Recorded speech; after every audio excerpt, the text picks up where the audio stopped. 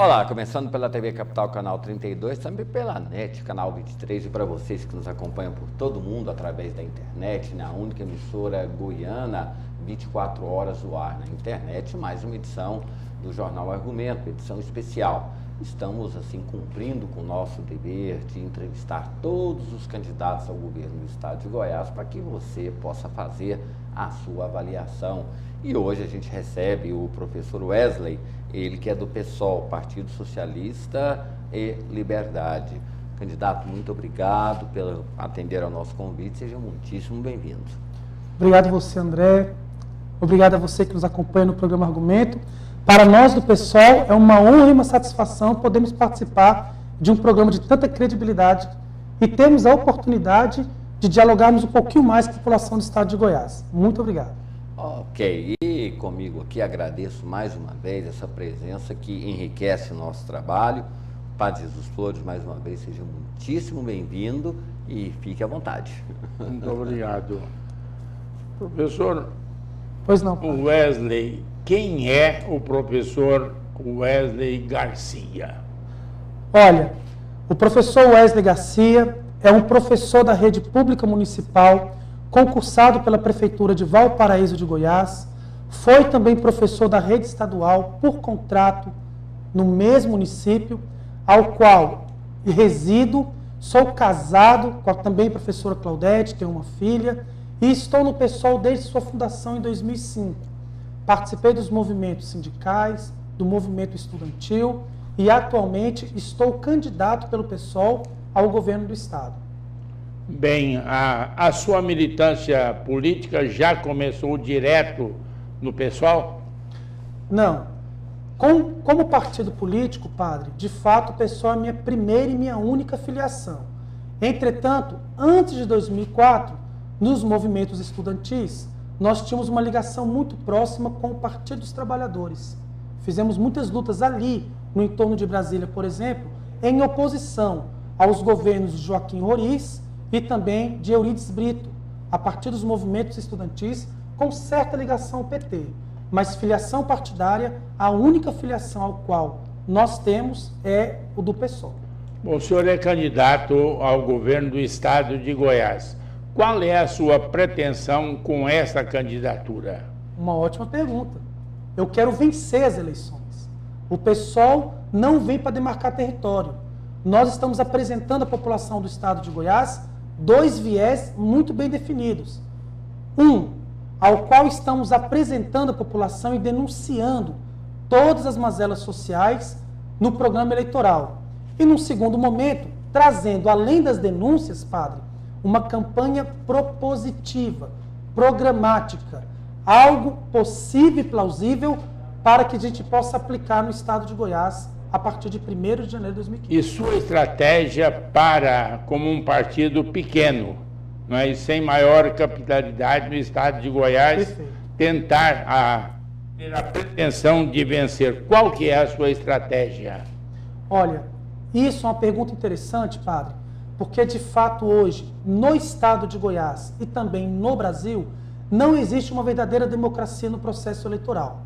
Por isso, somos defensores, por exemplo, do financiamento público de campanha e de uma profunda reforma política, para que possamos ter condições igualitárias de disputarmos o pleito eleitoral. Candidato, desculpe interrompê-lo, mas o que a gente mais ouve aqui, eu sou a favor de uma profunda reforma política, mas ninguém diz qual. Qual que é essa? Olha, vou então terminar a pergunta e aí vou pegar esse gancho. Nessa profunda reforma política, André, nesse ponto, nesse quesito ao qual estou colocando aqui agora, seria dar condições igualitárias a todas as candidaturas, a partir do financiamento público de campanha. Nós não aceitamos de forma nenhuma que empresariado financie campanhas políticas. Entendemos que, quando o empresário financia uma campanha política, na realidade ele faz investimento. E após as eleições, nada é por acaso. Existem as fraudes, as licitações, as barganhas, os acordos. E quem paga por tudo isso? É o eleitor, é o povo. Nós estamos questionando, por exemplo, lá no município de São Francisco, uma das empresas aqui, a empresa Superfrango, por exemplo, ela foi isenta de impostos para se instalar ali, a partir de um acordo com o governo estadual. E agora, muito nos estranha, é que a mesma empresa é uma das principais, se não a principal, financiadora da campanha do governador Marconi Perillo. Ou seja, um dinheiro que foi isento, um dinheiro público, que foi simplesmente perdoado ali na prefeitura, agora está sendo investido numa campanha, é estranho. Essa é a reforma política ao qual nós defendemos. Mas aí, candidato, desculpe interrompê-lo mais uma vez. O senhor fala de financiamento público de campanha. Nós já temos. Nós pagamos 25 centavos. E muito. Que vai para o fundo partidário. Sim, e outra coisa. E quando nós nos abstemos e pagamos aquela multa por não votar, esse dinheiro vai para o fundo partidário. Já não é um financiamento público? É um financiamento público. E nós queremos que esse financiamento público que garanta as campanhas políticas, André. Isso a nossa discussão é que então, não haja, além delas, o crescimento do partido, o dinheiro empresarial. Sabe por quê, André? O dinheiro privado, na verdade, é o que eu acabei de denunciar. Ele vira um caminho para as negociatas. É mais ou menos assim, André. Eu sou candidato a governador, vote em mim que eu prometo algo no serviço público. Uma licitação, cargos de emprego. O serviço público não pode ser local de barganha. O serviço público tem que ser dado à questão pública. E aí, padre, e aí eu posso voltar nessa questão, mas só para te responder, deixando uma pergunta sem resposta. Diante dessa realidade ao qual nós não temos uma reforma política e ainda não temos o financiamento público, os caminhos que um partido como o do PSOL, um partido dos trabalhadores, um partido que é financiado pela sua militância, quais caminhos que nós temos então para chegarmos nesse objetivo? As redes sociais, o corpo a corpo, o programa eleitoral, que é muito pouco, diga-se de passagem, 1 minuto e 1, mas especialmente espaços democráticos como esse do Jornal Argumento. Espaços como esse dado a nós é de importância para não apenas a campanha do PSOL, mas para democratizar o período eleitoral. E principalmente, para encerrar, padre, os debates. É estranho. Estamos a 23 dias de terminarmos a campanha política no Brasil. E o Estado de Goiás ainda não tivemos nenhum debate entre os candidatos a governo do Estado. Em qualquer outro Estado da Federação, tivemos pelo menos 2 debates. Não é estranho só Goiás não ter debate? Nós queremos debater. Mas já faço aqui um desafio. Teve já um debate do Jornal Popular, haverá o da Record e da TV Anhanguera. Estão marcados. Isso, do Jornal Popular para segunda-feira. Aí, assim, o senhor foi convidado? Eu estou no da TV Record, estou da TV Anhanguera e estamos entrando hoje com uma representação para garantir também a nossa presença em O Popular. Então tem o debate, ainda não aconteceu. Não aconteceu até agora, faltando 23 dias. Faltando 23 dias não houve nenhum debate. Em qualquer outro estado da federação já tivemos pelo menos 2 ou 3. É estranho, porque se tivéssemos algum debate no período anterior, talvez teria potencializado mais as candidaturas. Mas, candidato, desculpe, padre, pois não. Não vira um embate? Porque não se tem ideias, só tem acusações e o tempo é muito curto. Aí, por sugestão do Padre Jesus, abrimos democraticamente 1 hora para todos os candidatos expor os seus pensamentos, projetos. O debate ele não vira muito mais um embate do que uma apresentação de propostas e ideias? Olha, o PSOL vai apresentar propostas. Nós temos propostas e vamos dialogar com a população nos debates. Agora, não sei se a palavra seria embate, mas nós temos que colocar em xeque alguns problemas do Estado. Nós temos que entender, por exemplo, André, por que nós gastamos 400 milhões de reais, o Estado, em propaganda e gastamos 100 milhões em educação. Esse questionamento não é do professor Wesley e não é do PSOL, é do Tribunal de Contas. Nós temos que entender, por exemplo, por que a frota da Polícia Militar ainda é alugada. E aí, na educação, voltando, não se paga a titularidade. O governador acabou de declarar agora de manhã, numa entrevista ao qual ele concedeu, de que se incorporou a titularidade. Não foi verdade. Foi cortada a titularidade dos professores. E se tem verba para isso? Dinheiro tem. Bom, o seu partido tem uma proposta radical diferente de tudo que está aí. Então eu gostaria de saber o que o Partido Socialismo e Liberdade tem de diferente dos outros partidos. Olha, quando a gente fala do radicalismo, o radical vem de raiz. E a raiz significa o povo. Nós defendemos o socialismo. Agora, socialismo não é esse comunismo exacerbado que alguns pregam, um bando de doido que quer romper com tudo e com todos. Não é isso. É uma ideologia socialista ao qual é baseada na igualdade social, na distribuição correta da riqueza e de bens. E isso nos difere dos outros candidatos e das outras propostas programáticas partidárias. Porque nós não aceitamos, por exemplo, o financiamento de empreiteiras, de empresários e de latifúndio, para que a gente possa ter coragem e transparência para defendermos aquilo que é o melhor para o povo, que é a igualdade social. Defender, por exemplo, na questão da reforma agrária.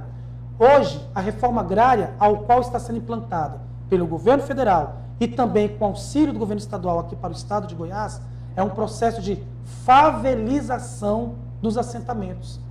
Nós defendemos que tem que se ter não apenas a entrega da terra, mas condições com agricultura familiar, com água potável. O governador poderia, por exemplo, apenas sancionar uma lei estadual, sancionar a lei que autoriza a agricultura familiar. Uma coisa simples. Agora, e é isso que nós vamos dialogar. Candidato, desculpe, mas já está provado que 90% que se produz no Brasil vem da agricultura familiar. Esse discurso do senhor não está muito presidencialista para uma pessoa que está disputando o governo? Não, porque, deixa eu te falar uma coisa, André. Hoje o estado de Goiás é dado, ele oscila entre 7ª e a 9ª economia do estado. Vocês acompanham? Nós somos, dos mais ricos. Nós estamos na contramão. Enquanto o Brasil está caindo, Goiás está subindo. Está subindo nos números. Nos números. O que existe hoje no estado de Goiás é uma concentração da riqueza nas mãos de poucos. Não é verdade que essa economia está crescendo na vida dos trabalhadores. Eu sou de Valparaíso, eu me apresentei no início, sou lá da região do entorno de Brasília. Eu fui usuário da empresa Napolina de transporte, uma empresa cara, ruim, famigerada, que financiava campanhas políticas e que foi retirada de lá. Quando a minha esposa e minha filha precisou de um hospital público, nós tivemos que buscar lá em Santa Maria, no Gama, que não tem no entorno. A minha filha é estudante de uma escola pública em Valparaíso, ao qual a minha esposa é professora. E eu sei das condições. O trabalhador não tem acesso. Nós somos uma região que a criminalidade cresce a olhos nus. Lá no Nordeste goiano, por exemplo, em Flores de Goiás, a população não tem nada, está à mercê de tudo. Em Alto Horizonte, nós temos uma das maiores rendas per capita do país, que passa dos 100 mil. E ao adentrar a cidade, não se tem nada. Então, os números dizem a partir de algo que não é verdadeiro. Em Alto Horizonte tem a maior renda per capita por conta da mineradora que lá está instalada. E hoje no Brasil, ele não é presidencialismo não é discurso presidencialista não. No Brasil hoje, 60% da riqueza está concentrada na mão de apenas 5 mil famílias. 5 mil famílias. Bom, diante desta realidade de concentração, qual é a sua proposta concreta que o pessoal tem para apresentar e para tentar praticar? 2 propostas. A primeira, nós vamos criar as tecnópolis. O que é a tecnópole? É um polo industrial e tecnológico de desenvolvimento, que será implantado por região. Acabei de citar a região Nordeste, vou começar por ela. Como o Nordeste goiano, a concentração econômica lá está muito ligada à questão da terra, à questão agrária, as tecnópolis vão enfatizar zootecnia, por exemplo, agronomia. Na região do entorno, vai ser para serviços em gerais. As tecnópolis estarão instaladas estrategicamente a partir de um planejamento do pessoal que nós iremos realizar para desenvolver emprego e renda por região.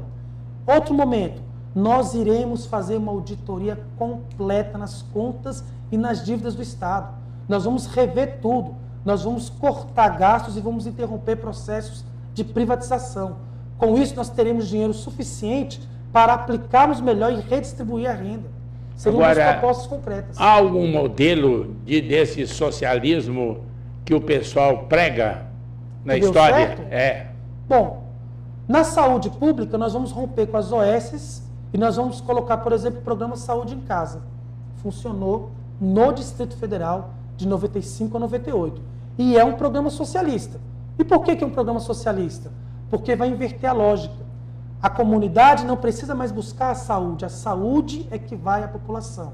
Será uma equipe formada por médicos, enfermeiros e agentes de saúde que irão mapear, através de um atendimento preventivo e domiciliar, a questão da saúde pública.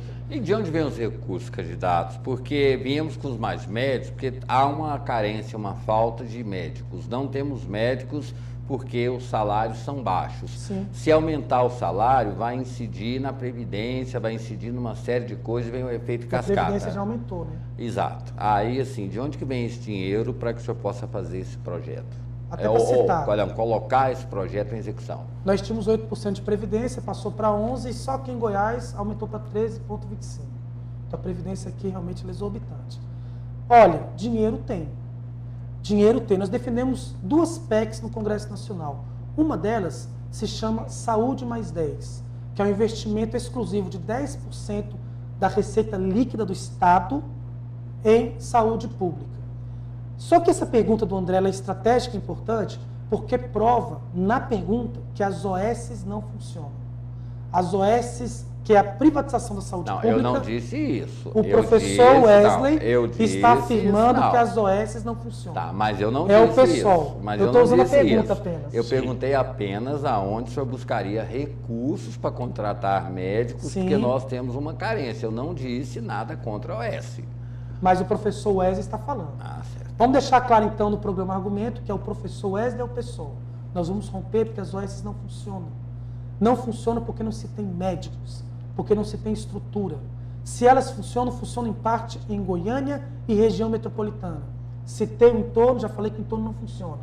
O Nordeste não funciona. Em outras áreas totais do Estado também não funciona.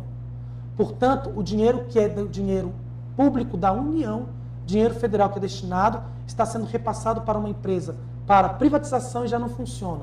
Inclusive, nós tínhamos que entender, por exemplo, quanto que ganha hoje, em termos de salários, um diretor das OS. Isso também não está claro, não é transparente. Portanto, o recurso se tem.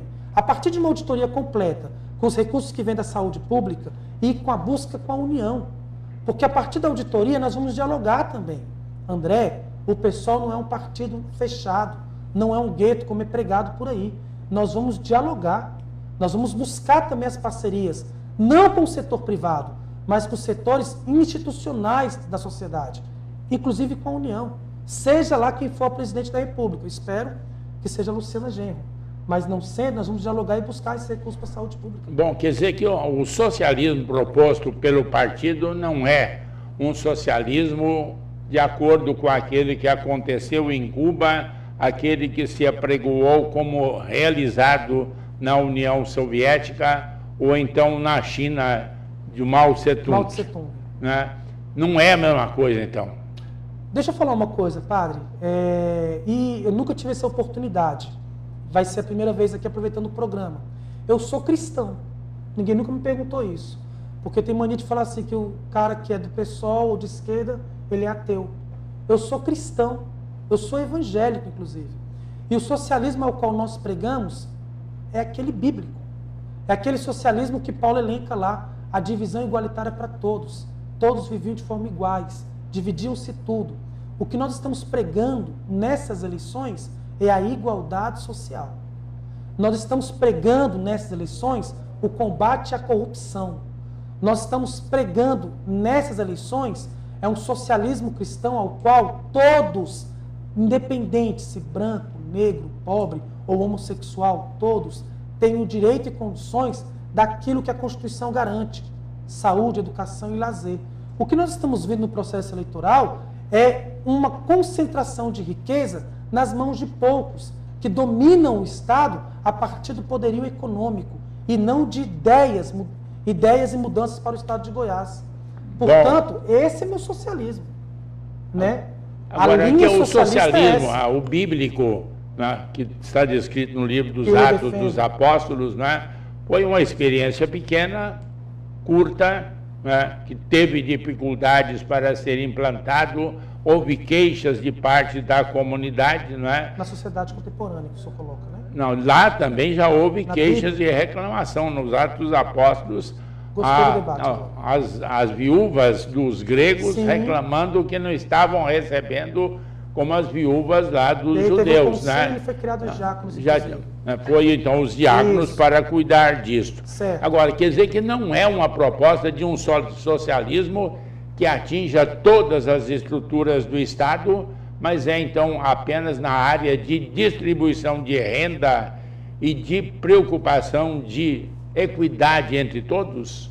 Não, ele vai ferir sim toda a distribuição do Estado. Porque tem uma diferença aí. E ainda citando Cristo novamente, o meu Cristo, o nosso Cristo, é aquele mesmo que chegou no templo, viu o comércio, quebrou tudo porque não aceitava o comércio dentro do templo. O meu Cristo é o mesmo que não fazia alianças espúrias com o império, com o governo, com ninguém, quando falou dá a César o que é de César. O meu Cristo é o mesmo que disse o seguinte: atire a pedra na meretriz aquele que não tem pecado. Esse é o meu socialismo. Não se misturar. Falar a verdade doa quem doer. Haja o que houver. É ter coragem, ter dignidade de enfrentar o que precisar enfrentar. Enfrentar inclusive o império. Agora, a instalação do socialismo, ao qual muito bem o padre citou aqui, em alguns momentos da história, pode ter dado errado em alguns momentos, sim. Pode ter dado errado. Por conta do capitalismo, do embargo econômico, que foi isso que aconteceu na Guerra Fria. Nós temos que entender o seguinte: o socialista tem uma ideologia, mas o capitalista e a direita também possui uma ideologia. A ideologia deles é a seguinte: vamos sucatear o serviço público para justificar as privatizações. Não vamos dar recursos e condições para o filho do pobre para justificar uma polícia que mata e executa, chamando o filho do pobre de bandido, por exemplo. Então, essa discussão nós queremos fazer. Esse é o socialismo que eu quero defender. Bom, na elaboração da sua proposta, aí também do seu partido, sim, os senhores dão muita importância para as mobilizações populares de 2013. Isso. Qual que é a importância dessas mobilizações? Muito bom. Padre, as mobilizações, a partir das lutas de junho de 2013, se iniciaram a partir das tarifas de ônibus, vocês lembram? Que teve força em São Paulo e aqui em Goiânia. Aqui foi o centro nacional das discussões das lutas, que tomou corpo, mas aí nós temos que resgatar um pouquinho, não sei se eu tenho tempo, mas eu serei breve. Em 2007, quando foi anunciado, por exemplo, que o Brasil seria sede, que sediaria os Jogos, a Copa do Mundo, né? A famigerada Copa do Mundo. Entretanto, o povo saiu às ruas. Eu, que sou um apaixonado por futebol, inclusive, fiquei muito feliz, porque nós iríamos sediar um evento futebolístico, importante, esportivo, a nível mundial. Entretanto, às portas da Copa do Mundo, em 2013, percebemos que nós viríamos ter uma Copa do Mundo sem nenhum tipo de desenvolvimento, nenhum tipo de avanço. Muito pelo contrário, a ONU nem imposto pagou. E nós... A FIFA. Perdão, a ONU, a FIFA. A FIFA foi isenta de impostos e o desenvolvimento não chegou à população. A saúde sucateada, a educação abandonada, né? Os aeroportos, o caos. Em Manaus, por exemplo, se construiu um estádio com valores exorbitantes, uma construção faraônica, e a população ainda sofre com malária. Então, o povo foi às ruas. A partir das tarifas, nós tomamos corpos e lutamos por educação, por saúde. Fomos não contrários à Copa do Mundo, mas fomos contra a forma, a maneira pela qual o padrão FIFA, né, e não ONU, foi instalado aqui no país. Somos oriundos daquelas lutas. Eu estive presente a partir do entorno de Brasília. Lá, lutando, por exemplo, contra o monopólio da empresa Napolina e contra a criminalidade que cresce. Portanto, o PSOL ele é resultado, assim como outros partidos de esquerda, das manifestações e dos movimentos populares. E nós somos agora, nas eleições de 2014, nós somos porta-voz, nós nos colocamos, sabe por quê? Somos legítimos. Porque eu sou um trabalhador que sofri e sofro com a precariedade de todos os serviços públicos ao qual temos agora, no entorno. O movimento não caminhou na direção dos partidos de esquerda. Pelo contrário, pelo que parece, está caminhando na direção de uma candidata de direita, que é Marina Silva. Padre, o senhor foi perfeito. A candidatura de direita oportunista de Marina Silva tenta capitalizar aquilo que foi as lutas.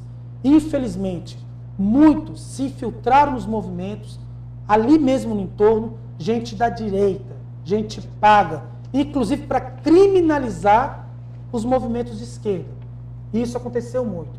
E tentam, com isso, de forma oportunista, fortalecer campanhas que são de direita. Marina não representa a esquerda. É uma verdade.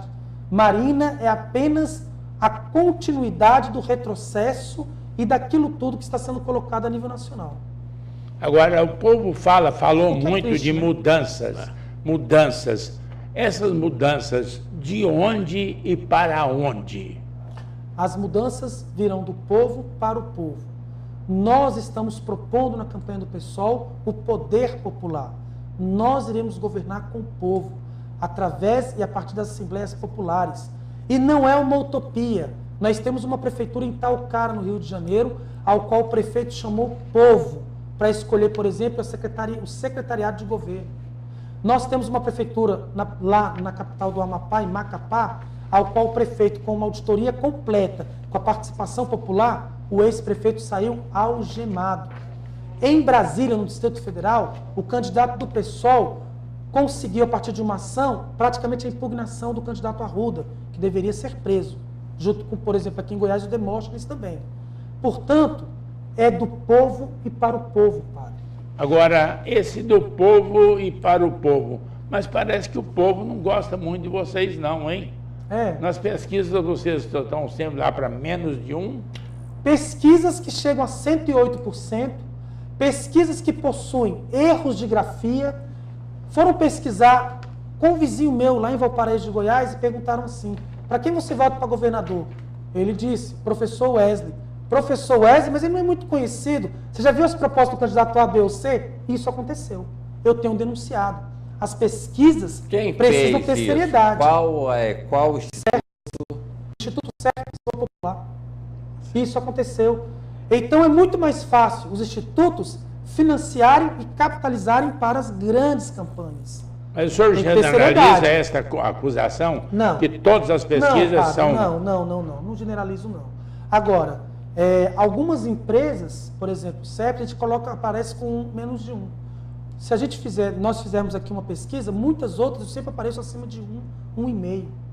Né? Ainda é pouco? Sim, claro que é. Diante de uma campanha que possui poucos recursos, de uma campanha que está enfrentando campanhas milionárias e diante de um processo eleitoral que eu já denunciei no início do programa de hoje, que não é democrático, que precisa ser revisto. Agora, tem que ter seriedade nas questões. O próprio Vanderlan, do PSB, o Vanderlan, ele mesmo entrou na ação contra uma das pesquisas, porque chegou na totalidade da pesquisa a 108%. É brincadeira. Olha, para falar a favor do povo, vocês têm as melhores propostas. Mas chega na hora de acolher essas propostas, o povo não aceita. Isso vale para todos os partidos de esquerda, que estão gritando aí na televisão e ninguém escuta. É verdade. E eu gostaria até de fazer um convite à população do estado de Goiás, que, de fato, o padre tem razão.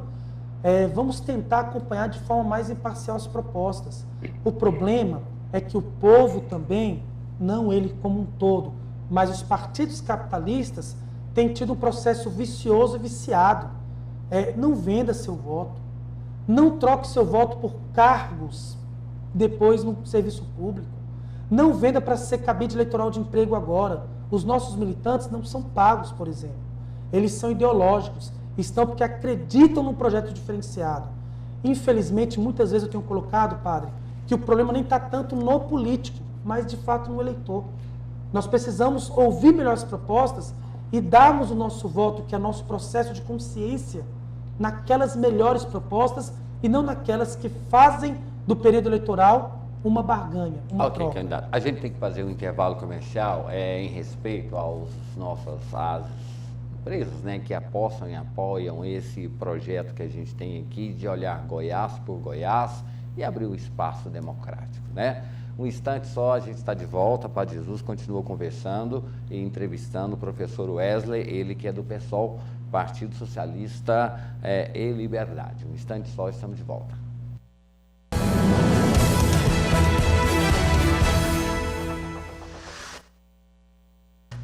De volta com o Jornal Argumento, né?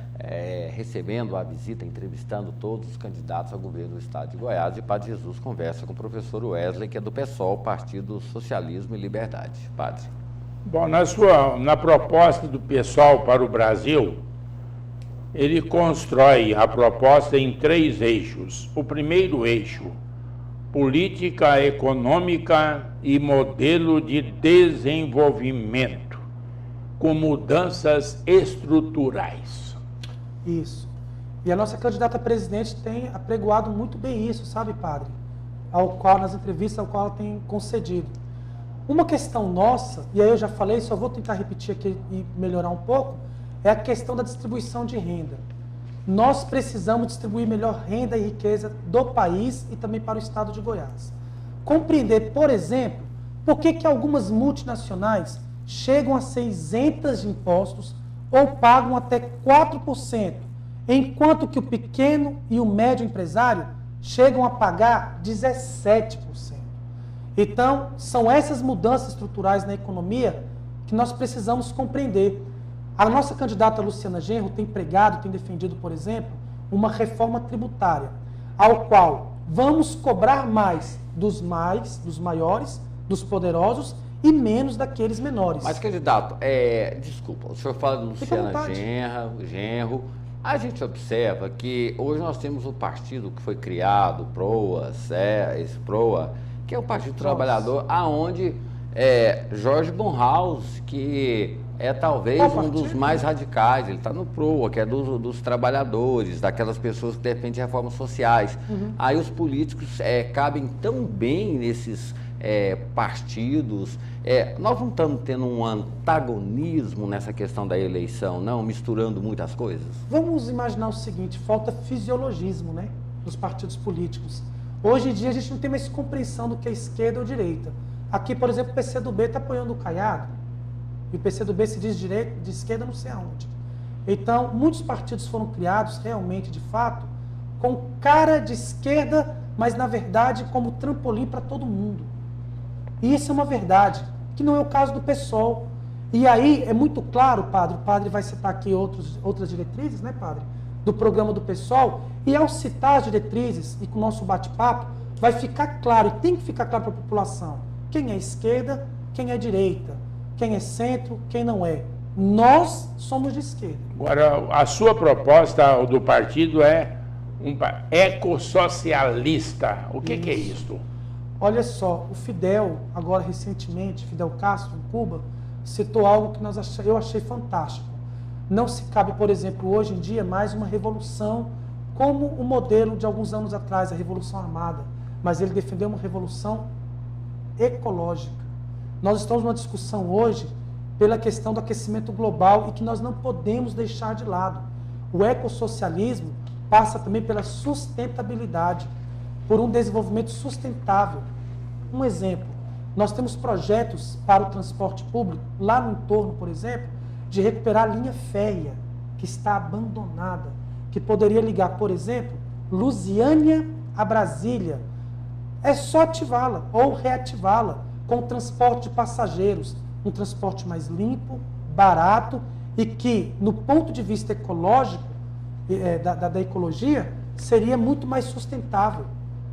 O nosso ecossocialismo não tem nada a ver com o que a Marina pregava em 2010. Vocês lembram bem, quando ela estava lá de forma oportunista no PV.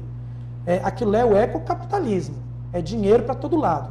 O nosso não, é um desenvolvimento ecológico sustentável a partir de uma população, uma participação popular, inclusive. A esquerda é muito generosa para fazer propostas populares. São extremamente generosos. Agora, na hora de falar de como conseguir o dinheiro para realizar tudo isso, se apoiam muito na auditoria da dívida e não pagamento da dívida. Isto, de fato, é a solução para o problema? Padre, a auditoria tem que ser feita. Sabe por quê? Porque dinheiro se tem. Se tem dinheiro, seja para o Estado, seja a nível nacional. O que nós não podemos admitir mais é pegar a questão pública e sucateá-la. Isso é inadmissível. Exemplo, o problema energético do estado de Goiás hoje. Se não tivéssemos vendido Cachoeira Dourada, metade dos nossos problemas estariam resolvidos. Agora é muito fácil chegar e pegar a CELG com a história da federalização. Se de fato fosse federalizada, que resolveria o problema também, nós até defenderíamos. Entretanto, é apenas 51% que vai ser destinado à União, a partir de investimento de 1 bilhão e 900 milhões, né, de investimento da União. Entretanto, o questionamento são os 49% restantes. Não está claro em lugar nenhum do contrato de concessão, a partir dos próximos anos, que esses 49% ficará realmente a critério do Estado, do governo do Estado. Inclusive, o que se fala nos bastidores é a concessão para a empresa Odebrecht.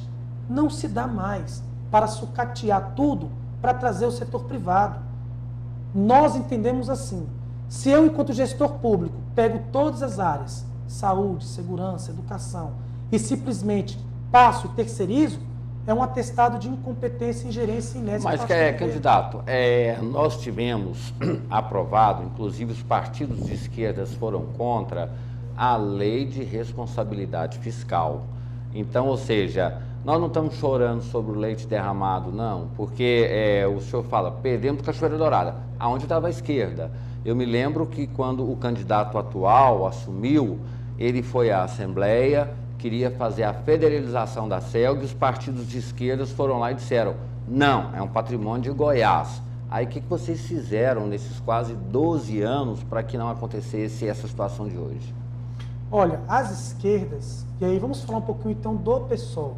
Na linha programática do PSOL, na diretriz nacional do PSOL, que deságua no programa para o Estado de Goiás, nós vamos sempre combater o processo de privatização. Mas o Estado é engessado, candidato. Mas eu estou falando enquanto PSOL, André. E o PSOL tem tido sim participação e tem tido voz nesse processo, com os nossos 3 deputados federais, que estão sempre entre os melhores parlamentares do país.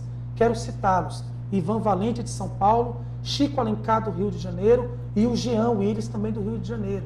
E temos também um senador, que é o senador Randolfo Rodrigues.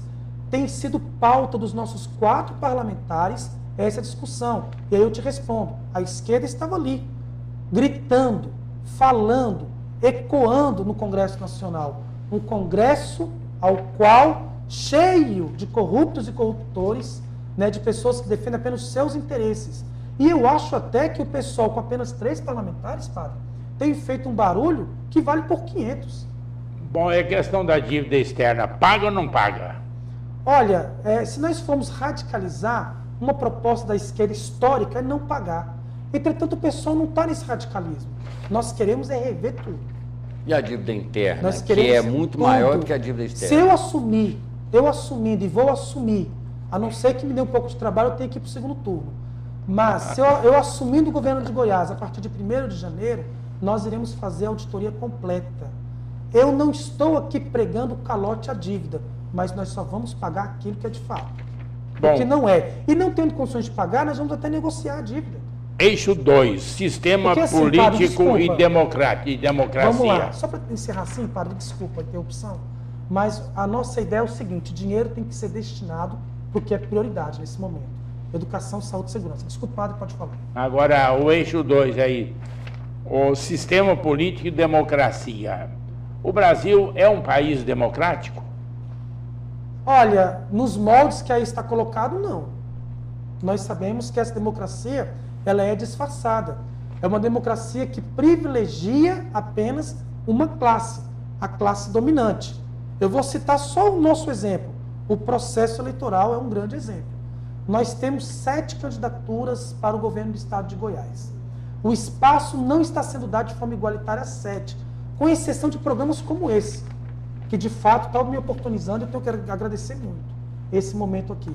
Entretanto, a mídia como um todo, e não por culpa muitas vezes da mídia, mas por conta de uma lei, de uma legislação, não tem dado o mesmo espaço a todos. Não dá para se falar que isso é uma democracia. Mas a democracia proposta pelos senhores é uma democracia real, das massas, de tal modo que parlamento seria apenas figurante e não parlamento representativo do país. olha, o parlamento tem que ser um parlamento de fato representativo do país, das massas. Não tem ocorrido isso. Nós precisamos criar mecanismo ao qual o povo possa se aproximar mais do parlamento, possa participar ativamente, através, por exemplo, das assembleias populares. E até vou pegar um gancho. Me perguntaram assim, professor Wesley, você governador não tem maioria na Assembleia Legislativa, por exemplo. Sim. Como você vai governar? Com a Assembleia Legislativa e com o povo. Mas como você não tem maioria? O interesse é do povo. Mas aí, o que eu não posso aceitar é barganha com o deputado mas, de candidato, o discurso do senhor é politicamente correto, é perfeito. O país que a gente imagina, só que o senhor está esquecendo um lado. A corrupção, muitas vezes, ela parte do cidadão. Porque se existe a figura do corrupto, é porque tem um corruptor. E aí o senhor poupa a sociedade ou o eleitor e já coloca a culpa do sistema viciado. Não seria melhor a gente começar a conscientização do eleitor? Porque eu já disse várias vezes, não se muda a política sem políticos. Agora, que tipo de políticos que nós estamos barganhando? André, deixa eu falar uma coisa. Até como professor, eu tenho dito algo assim. Nós temos um problema cultural aí. Para mim, você está na fila de um banco e pede para alguém para você pular o seu local. Para mim já é corrupção. Quando você pede para alguém te indicar no trabalho e não enfrenta um processo de currículo, ou um processo seletivo, que eles chamam de quem indica, para mim já é corrupção. Para muita gente é favor. Exatamente. Para mim isso é um processo de corrupção. Agora, precisa que haja, não vou nem falar do estado de Goiás, mais seriedade no nosso país também. Por exemplo, nos países desenvolvidos, se paga bem até R$20 mil com um professor que se exige dele mestrado e doutorado para ele alfabetizar. Sabe por quê? Porque lá se investe culturalmente numa ótica contrária daqui como é aí no Brasil. Só fazer uma colocação. Aqui no Brasil, só para rapidinho. Uma colocação rápida. Eu estive numa escola na semana passada a pedido de uma professora. Fui muito discretamente. Uma escola pública? Não, deixemos essa questão. Que são aquelas escolas onde quem frequenta recebe R$80 por mês. Sim. Eu estava discretamente, ela pediu para que as pessoas se apresentassem. Um falou assim, eu sou traficante. O outro falou, eu sou homicida. O outro falou, sim, eu sou isso, eu sou aquilo. Ou seja... os valores das pessoas não foram mostrados. Veio aquela história do que estou aqui para ganhar o dinheiro, mas eu sou bandido e corrupto. E aí o senhor fala da questão do professor. O professor tem que corrigir isso tudo? O professor é o grande herói do país. Mas ele tem que corrigir isso tudo? Isso. Não, o Estado tem que recuperar. O Estado. Vamos falar da Igreja Católica um pouquinho? Vamos falar um pouquinho da Igreja Católica. E todas as igrejas. Pega os dados estatísticos. Você pega as igrejas, você tem lá ex-traficante, né? Ex isso, ex aquilo. Não, aí a igreja pessoas que são recuperadas pela igreja, pelas igrejas. Quem tinha que estar recuperando é o Estado. O Estado não faz. Por um sistema penitenciário falido, um sistema penitenciário ao qual a pessoa entra lá, não tem nenhuma política de direitos humanos, e o pobre, negro, homossexual chega lá no sistema penitenciário, ele sai pior, porque não tem um processo de ressocialização. Quem tem feito isso são as igrejas.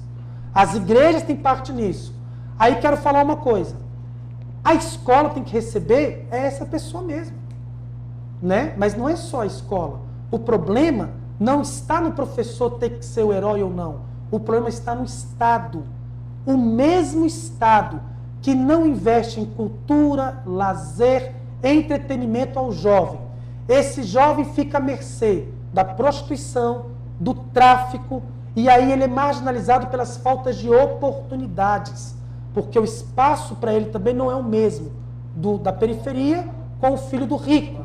E aí, uma vez marginalizado, vem o mesmo Estado, inoperante e inerte, que não investiu no jovem, para chamar uma polícia, como aconteceu lá no entorno de Brasília. Uma polícia que bate e que executa. Porque é muito fácil. Nós temos leis, por exemplo, que falam o seguinte: o pai não pode bater no filho. Eu não sou a favor de bater também, eu não bato na minha filha. Entretanto, a polícia chega e bate. Mas eu não quero defender... Eu dei autoridade ao Estado de bater no meu filho? Eu não tenho procuração nenhuma para defender a polícia. Nós não temos. Nós temos poucos casos que o senhor está citando, mas a nossa polícia hoje... Poucos não. Poucos. André, André, o meu filho sofreu preconceito. A minha esposa é negra, né? Eu tenho 2 filhos, um de 13 anos é negro, não sabia o que era meu filho, estava de boné, de short, andando ali numa calçada à noite. E aí, então, a vizinhança toda ligou para a polícia porque disseram que tinha um elemento andando por ali. Isso são todos os dias. Então o preconceito não veio da sociedade? Porque a sociedade questionou a polícia? Não, o preconceito foi imposto por governos dominantes de forma proposital para essa classe popular. E te falo isso também de novo, como pai e como professor, nem apenas como candidato. Nós tínhamos livros didáticos que chegavam nas escolas, por exemplo, que falavam da família. Qual é a família que era pregada? A família, o pai era branco, a esposa branca, com 2 filhos, tudo do olho azul, e um cachorrinho pudo, e a vovó e o vovô. Para uma família de um filho negro, ao qual o pai foi assassinado, não tem a mãe, foi criado por uma vozinha. Aí se comemora na escola Dia dos Pais, Dia das Mães. Como é que eu vou comemorar o Dia dos Pais se eu não tenho um pai? Tem que ser o Dia da Família. Os valores inseridos também são propositais, para não dar condições de igualdade à população. E isso não é invenção minha, não. São os teóricos que dizem isso. Bom, mais e melhores direitos. Aqui os senhores se esbaldam. Saúde, educação, fim da violência, transparência, participação, tarifa zero nos principais centros urbanos, cultura, melhores salários e mais ainda. Muitos direitos, mas na hora da prática, onde fica isso, hein? Padre, o que nós defendemos é que se cumpra a Constituição Federal. A Constituição garante tudo isso para nós, né? Basta combater a corrupção que se tem dinheiro para tudo isso. Olha só, quando se constrói uma quadra poliesportiva, nos grandes centros, por exemplo, essa quadra poliesportiva tem que se ter um programa para que ela possa ter condições de fomentar cultura, esporte e lazer, correto? Ela é abandonada pelo próprio Estado. Bom, agora no programa que o senhor apresenta para Goiás, o senhor começa falando de reformas estruturais. Fala de reforma agrária, urbana, política, tributária, judiciária, segurança pública, mas é contra a reforma da Previdência e também a trabalhista. Entre estas reformas, quais o senhor priorizaria? Gente, a reforma da Previdência, por exemplo, é um crime no país, o fator previdenciário. Eu, como professor, por exemplo, o Fernando Henrique Cardoso, aliás, ele deu aula e se aposentou bem novinho, né, na educação. Aí ele foi e começou a reforma da Previdência, começou a discussão. Um professor hoje, agora para aposentar, tem que ter no mínimo 55 anos, depois de 25 anos ou 30 anos de magistério. Ele não fez isso, mas ele não cumpriu, mas ele implantou. Aí veio o governo Lula, que podia fazer uma mudança, e foi a partir da reforma previdenciária, da Previdência, que se instalou inclusive o mensalão. Vocês lembram disso? Né? Então é um crime, o tal do fator previdenciário. Não, você trabalha e faz uma média. Não, a questão do mensalão, ela começou num ato de corrupção, onde uma pessoa entregou a um agente dos Correios pedindo benefício para ganhar uma concessão. Geral, André. Não, mas começou com 3 mil. Mensalão e mensalinho existe no Brasil inteiro. Ninguém tem maioria sem comprar parlamentares. Ninguém faz maioria gratuitamente. Ninguém faz. E, aliás, se o senhor for eleito, como que o senhor vai governar falar isso agora, sabendo que realmente ninguém faz maioria sem a corrupção? Por isso tem que ter auditoria. Por isso nós temos que eleger também o professor Pantaleão para a Assembleia Legislativa, que vai ter CPI todo dia lá na Assembleia. Todo dia vai ser uma CPI. Sabe por quê? Porque nós não vamos aceitar mensalão, mensalinho. Não vamos. Vou governar sim, atendendo a Assembleia Legislativa, mas com os interesses populares. Candidato, interesses do povo. Só desculpa Vamos submeter ao povo as propostas que são para o povo. Tá. Se a Assembleia não vai aprovar, por exemplo, nós temos um candidato lá em Brasília, que é o Regufe, Ele propõe, por exemplo, acabar com o 14º de deputado, diminuir o próprio salário. Ele não consegue aprovar nada. Entretanto, ele é reconhecido pelo povo. Mas gente. Eu só quero fazer uma pergunta. O povo também está cansado de corrupção. Nós estamos nesse estado do Brasil hoje que nós estamos porque as leis do Brasil são perfeitas. Usamos todos os direitos, mas não cumprimos com a nossa obrigação. E não por exemplo, o ECA, vamos dizer, o Estatuto do Idoso, tantos outros que estão direitos e obrigações. Defende-se apenas os direitos, mas não se cobra obrigação.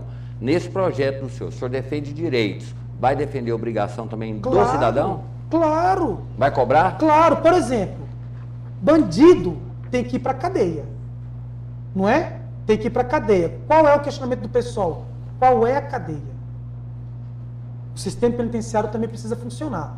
Porque não pode ser preso o negro, o pobre e o homossexual. O Demóstenes Torres tinha que estar cumprindo pena. É isso o questionamento. Aí, Estatuto da Criança e do Adolescente. Você, eleitor, tem algumas candidaturas aí, é o professor Wesley que está falando, não é o programa. Eu estou falando, é o PSOL, que defende diminuição da maioridade penal, pena de morte, prisão perpétua, castração. Projetos inconstitucionais que violam o direito humano. As pessoas têm que pagar pelos crimes. Mas, se eu defendo pena de morte, eu não estou me igualando a um assassino? O Estado tem esse poder? Então nós queremos que se cumpra também os deveres, mas nós queremos dar um viés humanizador também aos deveres. Porque é muito fácil, gente. É igual aquelas questões mais polêmicas que eu não fui indagado aqui hoje. O aborto, por exemplo. Se é a favor ou é contrário ao aborto?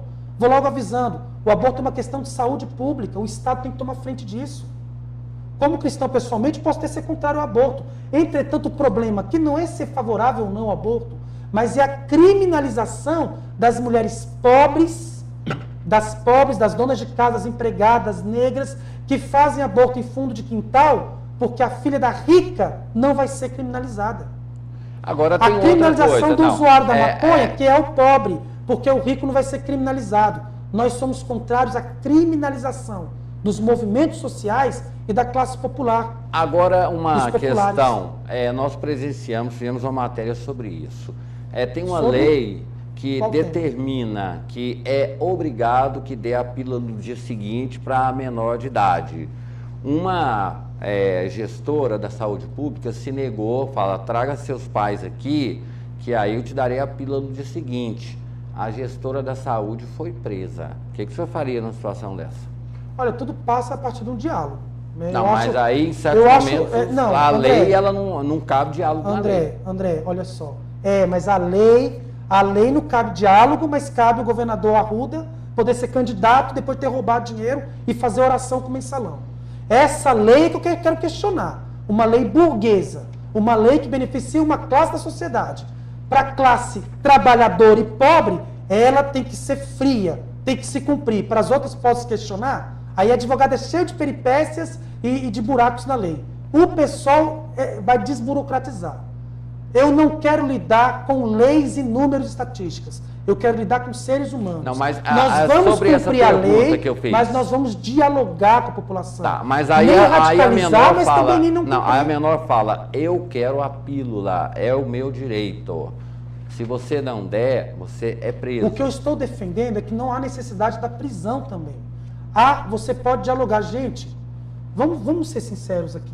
O que acontece? Quando uma criança ou um jovem comete um deslize, ele mora numa periferia, rapidinho se chama Conselho Tutelar. Um exemplo. E o Conselho Tutelar já chega de forma arbitrária falando em tirar a criança do pátrio da família. Não é isso? O mesmo acontece com o filho do rico. A lei tem que ser cumprida para os dois, André. E eu acho que o Conselho Tutelar não tem que tirar a filha de ninguém. Né? Eu acho que não é esse o papel do Conselho Tutelar, inclusive. Não seria salvar a família para evitar esses descaminhos dessas crianças? Família, mas vamos discutir família. A família ao qual nós pregamos não passa necessariamente por laços sanguíneos, mas laços fraternos, laços de amor. O que é família? Eu venho de uma região, gente, eu sou o único candidato a governador que venho da classe trabalhadora de fato, que passei dificuldades. A minha tia é uma sentada de terra lá em Padre Bernardo. Sou casado, vou repetir com muito orgulho, com a professora negra e nós sofremos preconceito. Então eu sei que eu estou falando e quero falar isso nos debates. Família e muitos dos princípios e muitos dos conceitos que estão sendo colocados pela classe dominante, na verdade não está igualando direitos. O que é família hoje? Família é quem te cria, quem está junto contigo. Se o pai e a mãe estão juntos, mas nós vivemos uma sociedade hoje que, infelizmente, pai e mãe não estão casados mais. Que você não conhece sua mãe. Então, de repente, um amigo que me criou, que eu tenho afeto e carinho, é a minha família, ou uma avó. Então, resgatar que família? A família é colocada pela classe dominante. Papai, mamãe, o cachorrinho e o poodle. Para mim, isso não é família. Bom. São laços de amor, que também coincidem com os laços sanguíneos. É claro que nessas questões entram muito a posição também de fé das pessoas, claro, que não vamos discutir aqui. É claro que a minha posição é clara, que sou contra muitas coisas destas. Agora, a questão da saúde no Estado. O governo chegou a uma tal situação que disse a única solução é contratar as OS, porque do contrário a saúde no Estado já está falida. O senhor vai manter as OS? As OS não funcionam no estado de Goiás todo, Paulo. As OS só têm funcionado em Goiânia e região metropolitana.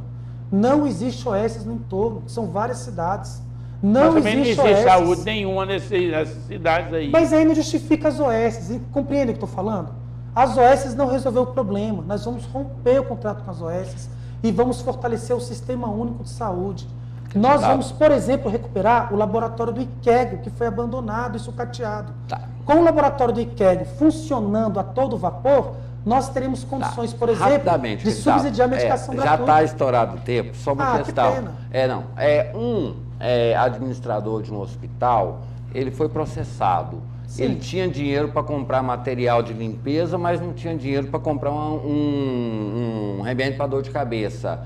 Ele fez a opção, não quero, temos material sobrando de limpeza, vou comprar um remédio para dor de cabeça. Ele está respondendo processos no Ministério Público. As OS hoje elas têm autonomia para decidir o que é mais importante. Não seria pegar esse processo e melhorar e não acabar?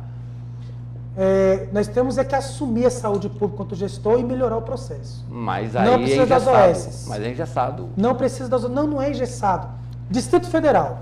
O governo do Distrito Federal fez a mesma coisa. Pegou o Hospital de Santa Maria e privatizou com a empresa real espanhola. Deu no que deu. O arruda e o esquema da Caixa de Pandora a partir do desvio do hospital. Não há, eu falo isso para você, eleitor, não há necessidade de privatização. O que foi feito com a CELG, está sendo feito com a Saneago, com a saúde, com a educação, é um processo proposital e criminoso do governo para entrar as privatizações e para ter dinheiro por baixo. Nós vamos fazer uma auditoria e vamos romper. E aqui o Estado não vai ser falido por conta disso, não. Tenha certeza disso. Eu dou minha palavra e garanto isso. Então, muito obrigado pela entrevista. Padre, felicidade para o senhor. Padre, muito obrigado. Eu que agradeço e quero aproveitar os rápidos segundos que eu tenho para pedir o voto no 50. Sou, de fato, a única mudança possível para o Estado de Goiás. Sou o professor Wesley e quero pedir voto no nosso senador Elber 500, nos nossos deputados federais e estaduais 50 e o professor Pantaleão, você conhece bem, vai fazer uma verdadeira revolução na Assembleia Legislativa. Vote 50, vote PSOL. E muito obrigado. Nós aqui agradecemos ao professor Wesley do PSOL, Partido Socialismo e Liberdade. A democracia se faz plena, total e irrestrita em situações iguais a essa, onde cada um expõe o seu ponto de vista e quem está em casa que faz o seu julgamento e o poder do voto é do cidadão.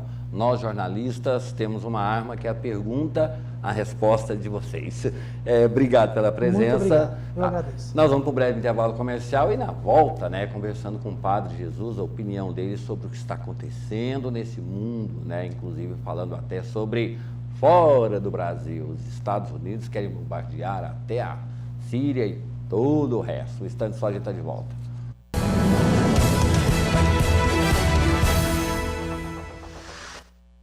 De volta com o Jornal Argumento, agora comentando os assuntos da semana e como aconteceram coisas. Padre Jesus Flores, o primeiro passo foi a presidente Dilma dizer que ninguém está seguro no governo. O Guido Mantega se sentiu um tanto quanto ofendido, porque já tinha uma briga com a presidente da Petrobras naquela época, e anunciou a sua saída em dezembro. Agora, padre, até dezembro, nós temos um ministro sem poder, ou tem poder demitido, demissionário? Não, ele não foi demitido. O que ela, por questão estratégica da campanha, e naturalmente isso deve ter sido muito estudado e debatido na campanha, se o anúncio seria feito ou não, chegaram à conclusão de que deveriam dizer que, diante da reação tão grande que existe contra o Mantega, era interessante falar que haveria mudança na área econômica. Porque ela não falou só do Mantega, sim, ela falou da área econômica, que vai ter mudanças e transformações. Agora, é uma coisa natural que no final de governo todos os ministros estejam disponíveis e sabendo que eles podem continuar, como também podem não continuar. Eu não acho que haja uma desautorização de tal modo que ele já esteja demitido. Ele vai ter que tocar o barco até o final do ano, né? Enquanto ele não for demitido mesmo, porque se ele se considerar demitido, ele deveria ter apresentado a renúncia dele. Mas o senhor se lembra quantas vezes o senhor entrevistou aqui membros do governo Alcides Rodrigues que pediam para que membros do Marconi Perillo deixassem o governo e o pessoal insistia em ficar, batia o pé e não saía? Bom, então as pessoas ficam na esperança de que as coisas podem mudar, Dilma pode ganhar, eles poderão continuar. E ele já venceu uma vaidade que é o ministro da Fazenda de maior duração no governo federal, né? Já tem esse troféu. Agora, se ele se sente demitido, honestamente, ele teria que se demitir mesmo. Quando eu entro nessa questão, padre, não é na questão pessoal, é a insegurança que o mercado internacional enxerga no Brasil. Se nós não temos um ministro que tem poder, e aí começou a debandada de dinheiros, de investimentos do Brasil, porque quando o ministro se coloca na condição de demissionário, e aí nós ficamos um tanto quanto perdidos sobre a questão do investimento futuro, coisas assim. Mas quem governa não é ministro, quem governa é o presidente, é a presidente. É ela que realmente é decisiva, tanto para manter ou não manter, como também para estabelecer a política que ela quer que seja estabelecida através do Ministério da Fazenda. É a presidente quem decide. E a questão da confiança vai ser ou tem confiança na Dilma ou não tem confiança na Dilma. Não é Mantega. Padre, eu falo isso porque o debate, o senhor disse isso na semana passada, o senhor temia, falava assim, olha, vamos ter dias turbulentos e um segundo turno muito perigoso. Ou seja, a presidente Dilma, ela mudou a postura, ela está rebatendo críticas e não já apresenta mais projetos, né? Ela está rebatendo críticas, inclusive duas polêmicas que essa semana dominaram. Primeiro, a questão da autonomia do Banco Central. E aí veio aquela forma da presidente Dilma, né, de, desculpe a expressão, faltar com a verdade, quando ela disse que se der autonomia para o Banco Central, quem vai tomar conta vão ser os bancos. De outro lado, Marina Silva também veio com a dela, dizendo que ia rever a questão do pré-sal, que hoje é 75% para a educação e 25% para a saúde. Ela disse que vai mudar, só que é um projeto que já foi aprovado, tudo acertado, então, ou seja, já saímos do campo político, debate ideológico, já estamos entrando na inverdades. Olha, faz parte do debate, né, de campanha eleitoral, as pessoas ter que esclarecer melhor as suas posições, ou mesmo deixar posições diante da campanha que, afinal, é um embate. E nesse embate todo mundo não pode ficar com a mesma posição rigidamente. De acordo com a mudança assim, dos ventos e dos ares na campanha, os candidatos fatalmente vão ter que fazer ajustes e mesmo mudar enfoques, porque se não mudarem, vão ter prejuízo na sua campanha eleitoral. Quando Marina acentua com toda a força a autonomia do Banco Central, como também o Aécio Neves afirma com toda a força a autonomia do Banco Central, é claro que a Dilma tinha que tomar uma posição. E ela tomou para manter a situação em que, de fato, Henrique Meirelles teve autonomia no Banco Central. Armínio Fraga. Bom, Armínio foi outra coisa, porque Fernando Henrique ficava na dele, não estava nem aí. Ele era parlamentarista. Não estava nem aí para o que estava acontecendo. Acontecia por lá, né? Agora, a questão do pré-sal, não se trata de capricho de Marina pensar que pode mudar uma coisa que já está aprovada em lei, e não é assim fácil, ela não tem maioria de forma nenhuma para mudar a lei. Se o Congresso achar que deve mudar, muda. Se achar que não deve mudar, não muda. Agora, candidato, é natural que haja esse movimento de ondas, porque afinal os ventos são diferentes daqueles previstos no começo da campanha. E o senhor já disse isso, né? Aécio Neves praticamente já está descartado aí, já fala-se, inclusive o próprio PSDB já se aproxima um tanto quanto de Marina, porque junto ao PT é impossível. Agora, essa política, padre, do populismo, da troca de favores, eu te apoio, vamos fazer assim, a gente lembra daquela época da ditadura, que Marco Maciel, e aí veio tantos quantos outros, né, que se apoiam no poder para, mesmo sabendo que as suas ideias, seus objetivos, seus ideais não estão de acordo, mas querem o poder pelo poder e não querem perder esse poder. Olha, eu não creio que já possamos dizer Aécio Neves está descartado, porque não existe essa história de descarte de candidato com alguma viabilidade durante a campanha. Não, ele se descartou.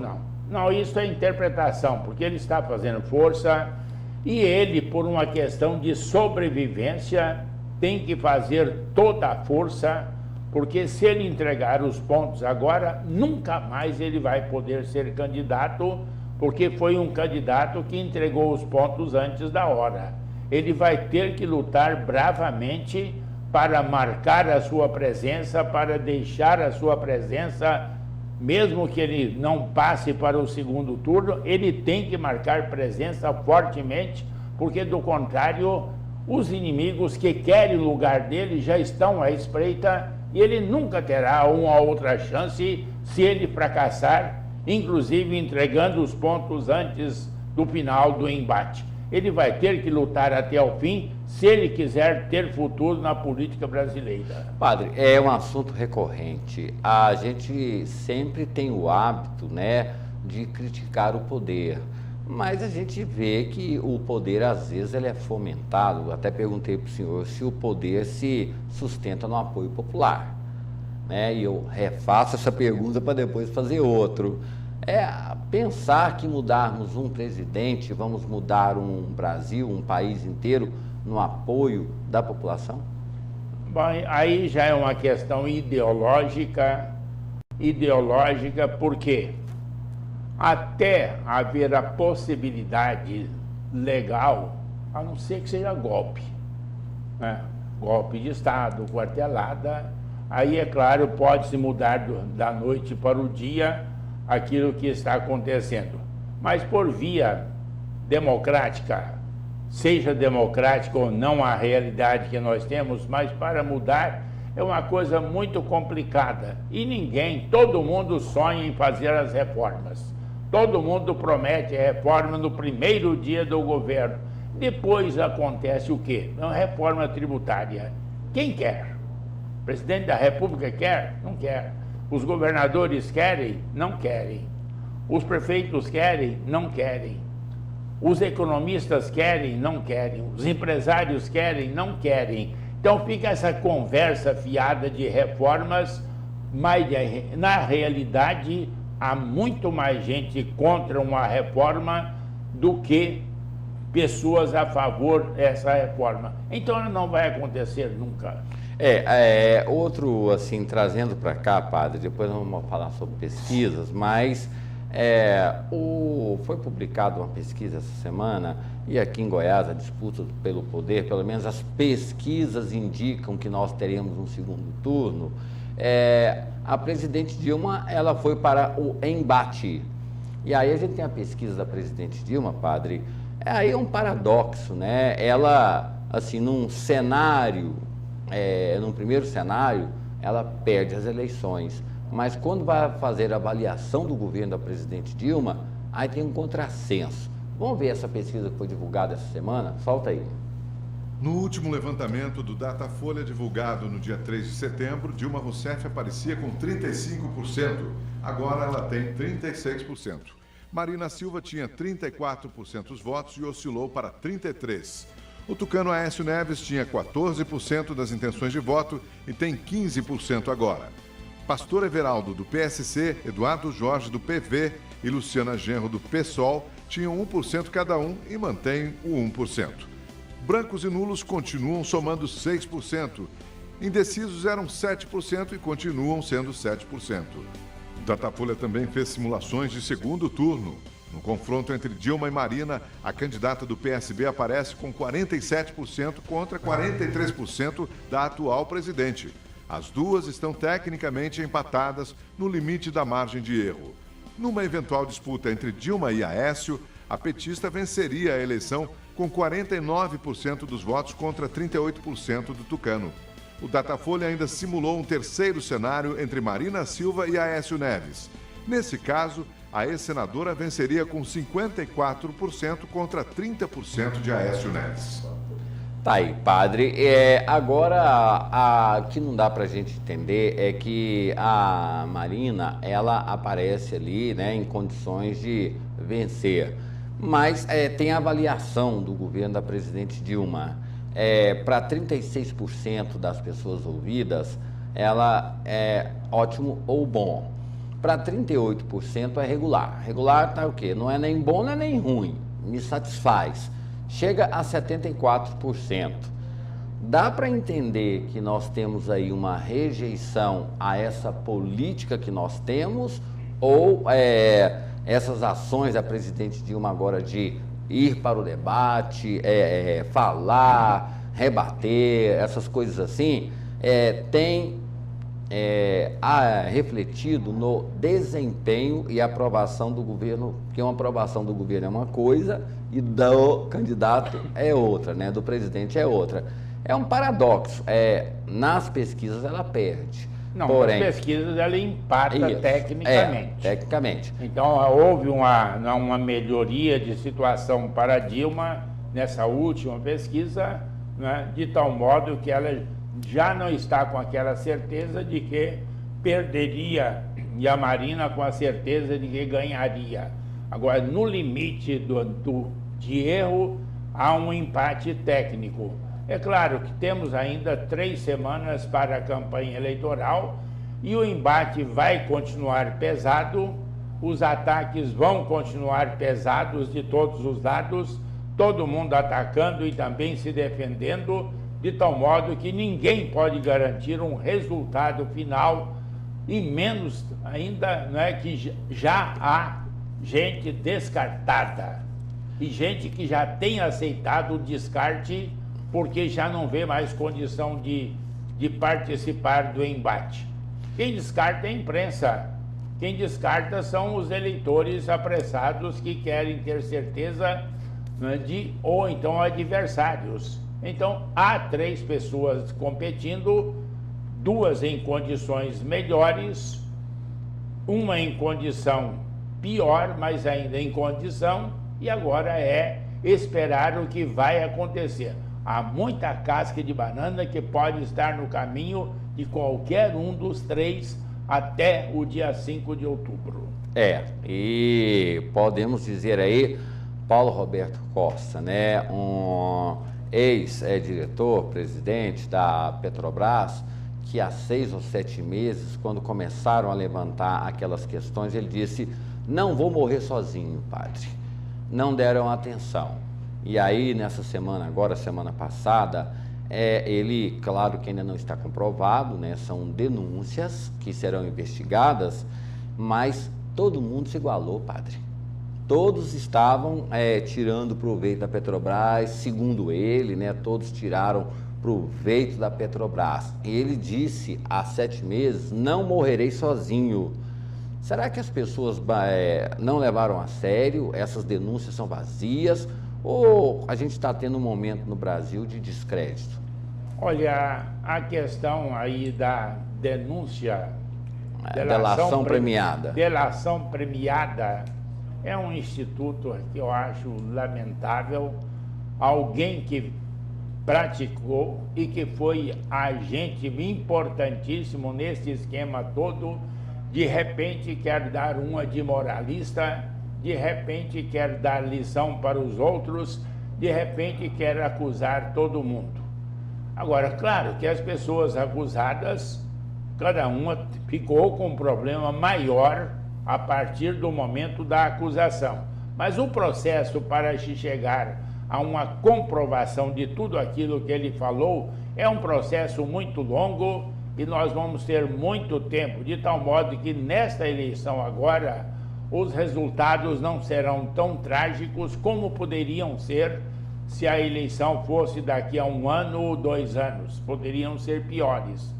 Agora, delação premiada tira a paz de todo mundo.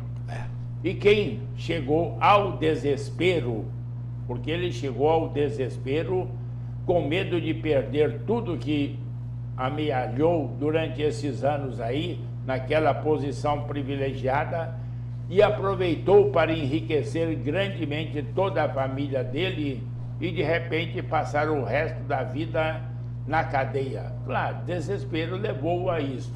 É verdade? Não está provado.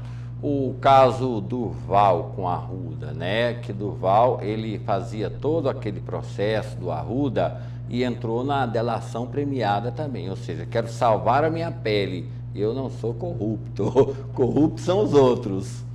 Bom, e todo mundo é mais do que evidente, sabe, né, que ele é tão corrupto como os outros. E se aconteceu, ele teve um papel muito importante nesta corrupção e nesta prática lá em Brasília durante o mandato do Roberto Arruda. Teve um papel muito importante como articulador desta corrupção. Agora é uma pessoa que de repente sumiu, né? De repente sumiu. O Arruda disputando a eleição, condenado em segunda instância, em primeiro lugar nas pesquisas de Brasília, né? E é uma coisa muito estranha o que acontece. O Durval, ele está sob a tutela do Estado, padre. Ele está sendo protegido porque ele é uma testemunha. E todo mundo que faz delação premiada depois tem que estar protegido, porque é claro que a vida dele está em perigo e ninguém pode garantir, né, que ele sobreviva até o final da delação premiada. Padre, vamos falar um pouco sobre a questão do mundo. Eu vejo, senhor, uma preocupação muito grande que está acontecendo naquela região do Oriente Médio, devido à pressão que Barack Obama está recebendo. Ele disse que vai atacar e vai destruir todos os terroristas, que ele chama de terroristas, né? E que para isso a sociedade americana não quer perder soldados. Então será um bombardeamento com aviões teleguiados. E aí, padre, a bomba, ela não tem endereço, né? Ela vai para aquele local e ali ela acaba se estendendo e levando inúmeras pessoas que não tem nada a ver com essa guerra, levando essas pessoas a essa tragédia que está acontecendo. Essa questão do Oriente Médio, padre, vamos ter uma solução? Dá para pensar pelo menos nisso? Algo de terrível, algo de terrível. Se havia um problema com a presença de Saddam Hussein, os problemas agora são muito piores do que no tempo do Saddam Hussein, que tinha o controle do país dele, que tinha o controle político, embora numa ditadura virulenta, violenta, ele tinha o controle do país dele, e hoje o Iraque não tem controle nenhum. E é uma terra, né, superlotada de terroristas, e ainda mais o espaço em que está criado esse novo califado, que todo mundo sabe, ninguém sabe onde ele pode chegar e o que ele quer chegar. Agora, é claro que uma atitude de desespero do Barack Obama. Ele tem que tomar uma atitude, a opinião pública não é favorável, ele então vai fazer essa guerra apenas por aviões teleguiados. A quantidade de gente que vai morrer com essa história vai obrigá-lo a interromper logo esse bombardeio. Outra coisa, padre, o poder, ele nunca fica vazio. E aí essa atitude de exterminar, claro que vai surgir. O poder não vai ficar vago, né? Se você, como Osama Bin Laden, o Barack Obama diz que vai exterminar, é claro que alguém vai ocupar esse lugar. Gente, eles não vão ficar plantados num lugar para serem exterminados. E eles estão disseminados pelo mundo inteiro. E ninguém sabe onde estão eles exatamente no momento. Onde estão?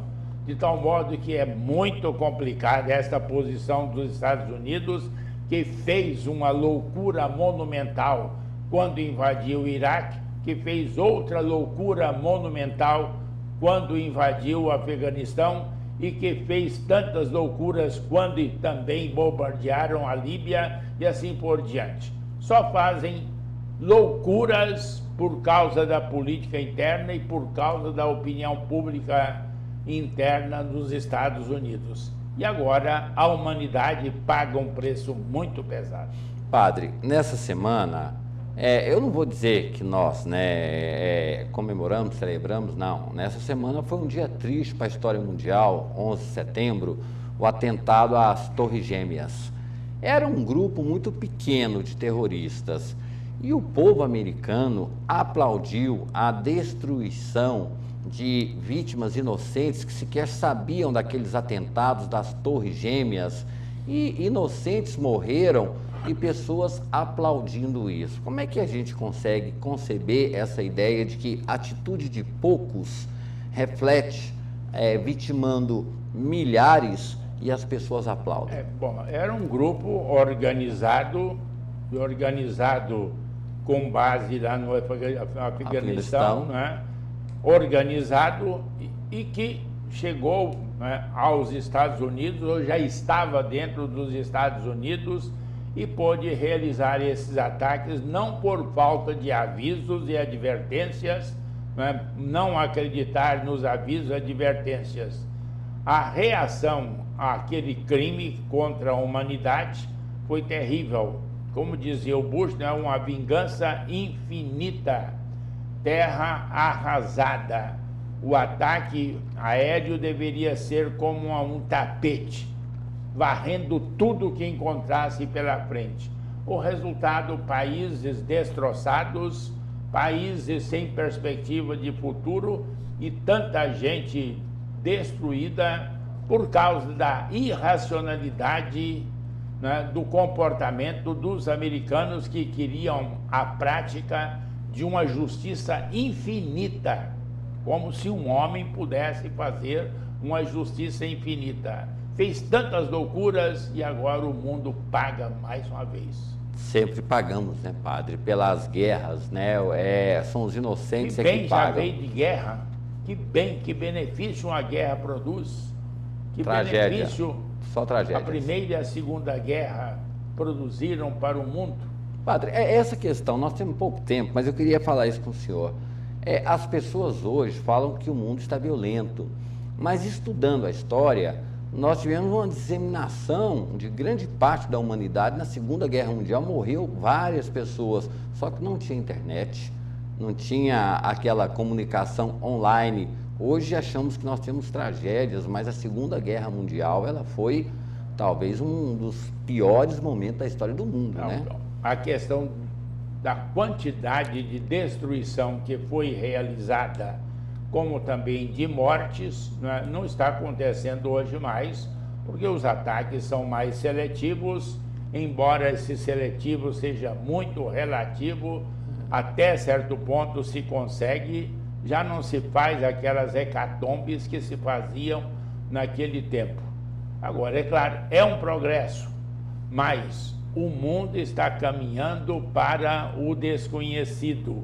Ninguém sabe onde vamos chegar com as loucuras que os poderosos deste mundo estão cometendo em todas as partes do mundo. Na Ásia, no Oriente Médio, na África, guerra, guerra, guerra, destruição, destruição, destruição e mais, o ódio que está se implantando cada vez mais profundo no coração de bilhões de pessoas. Isso é o ódio que está entrando no coração, padre, de pessoas que não têm motivo para ter ódio, mas ganham esse ódio em função de atitudes racionais. Tem razões, né, para ressentimentos, tem razões para mágoas, sim, tem razões para não se sentirem confortados e confortáveis neste mundo em que nós vivemos. Elas não têm chance, não têm vez de viver com dignidade neste mundo. Ok, padre. Infelizmente chegamos ao final, né, de mais um encontro. Aquele tempinho que a gente sempre reserva para o senhor conversar com o telespectador, falar com ele e levar aquela mensagem que a gente não teve tempo de falar. Por ocasião da proclamação da justiça infinita, o Papa São João Paulo II lembrou que somente o perdão constrói e que o perdão constrói a paz. Só que acharam que pela violência se construiria a paz e estamos tendo o mundo de hoje. Só o perdão constrói. E só os bons de coração têm a capacidade de perdoar. Padre, desculpa interromper. Exato. Padre, a sua bênção, muito obrigado. É um prazer imenso tê-lo aqui, mesmo que seja uma vez por semana, mas a repercussão é grande. E eu sempre falo, temos que conhecer a nossa história, o nosso passado, para entender o presente e termos uma visão do futuro. Por isso, o senhor é fundamental nesse processo, padre. Obrigado pela presença do senhor. Obrigado. Ok. Estamos indo embora, a todos vocês, muito obrigado. Estaremos de volta amanhã. Fiquem todos com Deus e até lá.